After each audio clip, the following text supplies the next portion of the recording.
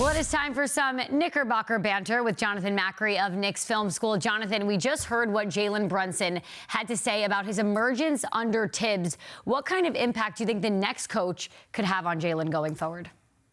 Yeah, I mean, I'm not surprised to hear him say those words. You pop the stats up there. I mean, they kind of speak for themselves. Most people, when Jalen Brunson signed here, saw, maybe a top half of the league point guard. Tom Thibodeau saw a top 10 NBA player, and he's gotten him to this point, as Jalen himself said. I think whereas Tom Thibodeau empowered Jalen Brunson, I think the next coach needs to challenge Jalen Brunson. How can you be better in areas of your game that maybe are a little weaker right now? Areas like defense, areas like moving off the ball. And I think maybe the most important thing, and we saw the discrepancy in the conference finals between him and Tyrese Halliburton, maybe it's challenging him to become a better playmaker. You have all this talent around you.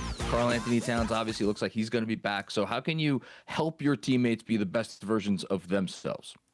Yeah, so you speak about that next Knicks coach. We don't know who that is, but maybe we're getting a little bit closer. Our NBA insider Ian Begley reporting ex-Memphis coach Taylor Jenkins and former Kings coach Mike Brown have emerged as the top of the Knicks radar as of right now. Both are reportedly scheduled to have formal interviews with the Knicks next week. Which of those two guys do you prefer? Well, I think they're both great candidates. Let me say off the top, Mike Brown, two-time Coach of the Year award winner. Taylor Jenkins finished second in that award a few years ago. If I'm picking one, though, I think I'm going to go with Taylor Jenkins. This guy, it's not long ago that he was considered one of the up-and-coming head coaches in the league. And I think you look at, both sides of the ball. Obviously, the Knicks are looking to work out some kinks on the offensive end. Taylor Jenkins has coached the team to a top-5 offense. Where I really want to see him shine here in New York is on the defensive end. He had a top 7 defense with the Memphis Grizzlies 3 separate seasons. They were a stalwart in the top 5 for a few years when they were fully healthy. I think you're looking at a team with Karl-Anthony Towns and Jalen Brunson. You still have to figure out how to defend with both of those guys on the court. For that reason, I think Taylor Jenkins is my guy. And this is the first formal interviews for the Knicks, so hopefully inching a little bit closer to that decision.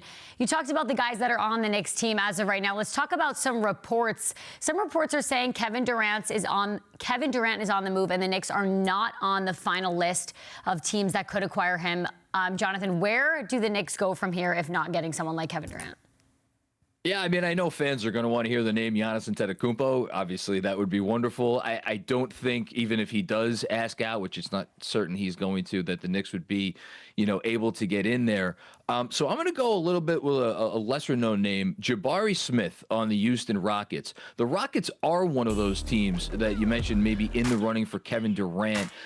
Let's say the Phoenix Suns, if that's where they end up sending KD, maybe they don't want Jabari Smith. Maybe a third team could get in here. I think he would fit really nicely next to Karl-Anthony Towns, kind of a tweener 4-5 hybrid. He could defend. He's shown the ability to shoot a little bit. And then the big thing here, he's entering the offseason in which he could sign a contract extension. Houston already has a lot of money on their books. The Suns have a lot of money on their books. Maybe the Knicks sneak in here and get a player on their roster that could really help them moving forward.